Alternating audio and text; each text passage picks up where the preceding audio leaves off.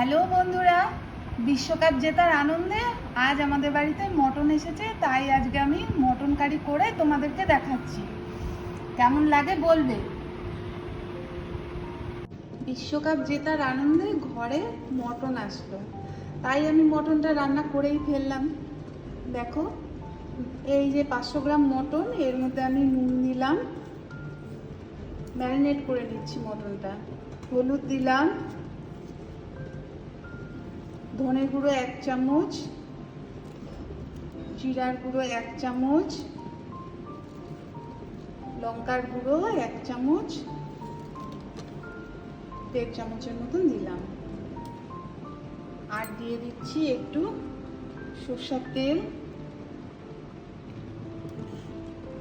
আর দিচ্ছি টক দই দিয়ে দিচ্ছি 2 চামচ। এই দিয়ে আমি মটনটাকে ম্যারিনেট করে নিচ্ছি, ভালো করে মেখে নিচ্ছি।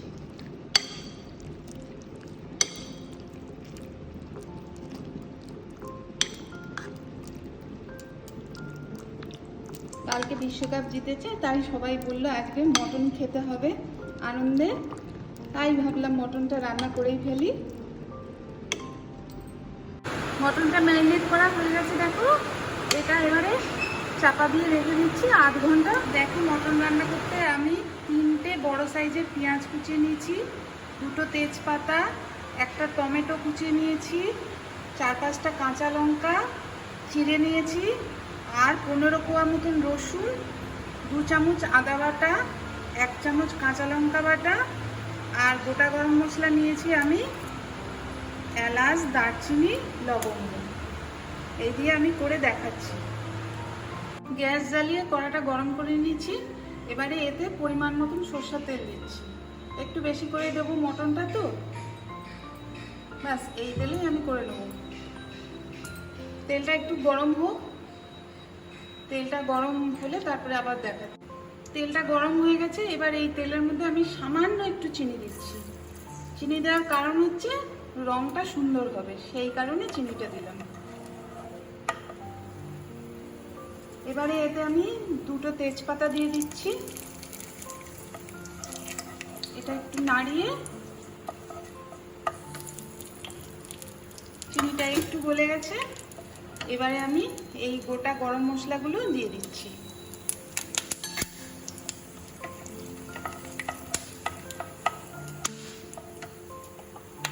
এলাচগুলো একটু ফাটিয়ে দেবে, নইলে ফেটে যাবে তেলের মধ্যে। এবারে আমি পেঁয়াজ দিয়ে দিচ্ছি।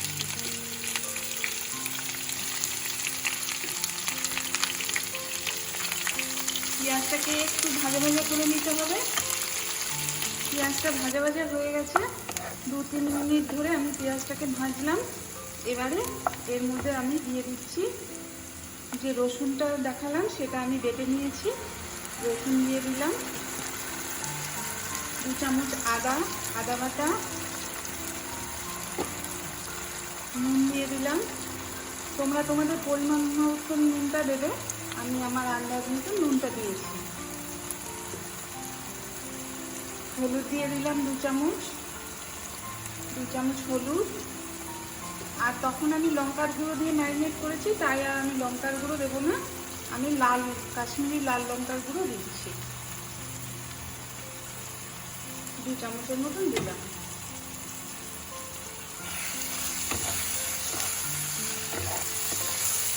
এবারে একটু নাড়াচাড়া করে নিয়ে আমি এর মধ্যে কাঁচা লঙ্কা বাটাটা দিয়ে দিচ্ছি। কাঁচা লঙ্কা বাটা 1 চামচের মতন দিলাম। একটু নাড়িয়ে নিয়ে আমি যে টমেটো কেটে রেখেছিলাম, 1টা টমেটো, এটা দিয়ে দিলাম।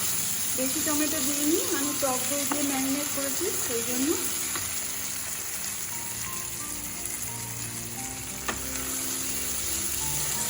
এটাকে ভালো করে এবারে কষিয়ে নিতে হবে। মশলাটা কষানো হয়ে গেছে, আমি এটা 5 মিনিট ধরে কষিয়ে নিলাম। দেখো, এবারে কড়ার চারপাশে তেলগুলো ছেড়ে দিয়েছে, তার মানে মশলাটা হয়ে গেছে। এবারে আমি এর মধ্যে ম্যারিনেট করা মটনটা এই যে দিয়ে দিচ্ছি। এবার এই মটনটা দিয়ে ভালো করে মশলার সাথে কষিয়ে নিতে হবে।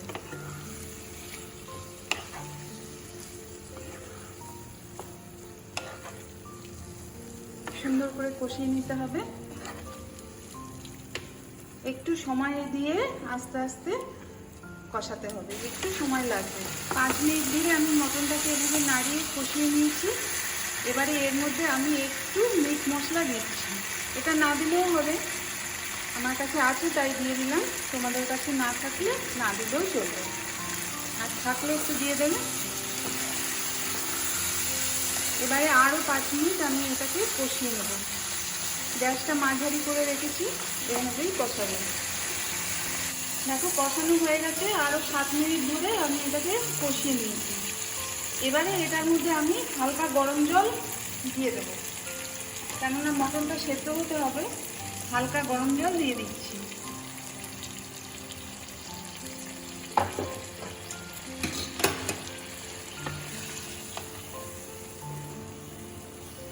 এবারে এটাকে চাপা দিয়ে দেব, তার আগে আমি চেরা কাঁচা লঙ্কা কটা দিয়ে দিচ্ছি এতে। এটা এবার ঢাকনা দিয়ে আমি রেখে দেবো, একটু টাইম লাগবে, 8 ঘন্টা ধরে আমি আস্তে আস্তে সেদ্ধ হতে দেব।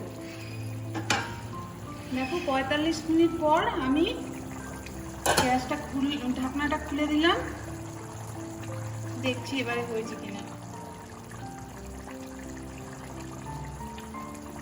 এই যে একদম সুন্দর হয়ে গেছে। আমার 45 মিনিট লাগলো, আমি কম আঁচে ঢাকা দিয়ে সেদ্ধ করলাম। এবারে এতে আমি 1 চামচ ঘি দিয়ে দিচ্ছি।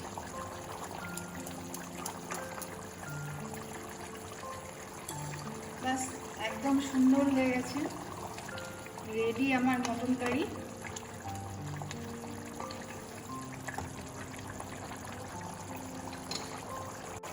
দেখো বন্ধুরা, একদম সুন্দর হয়ে গেছে মটন কারি।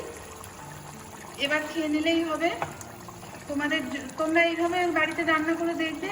যদি আমার রান্নাটা ভালো লাগে তাহলে একটা লাইক করো, শেয়ার করো, আর আমার চ্যানেলটা একটু সাবস্ক্রাইব করে নিও, তাহলে আমার ভালো লাগবে।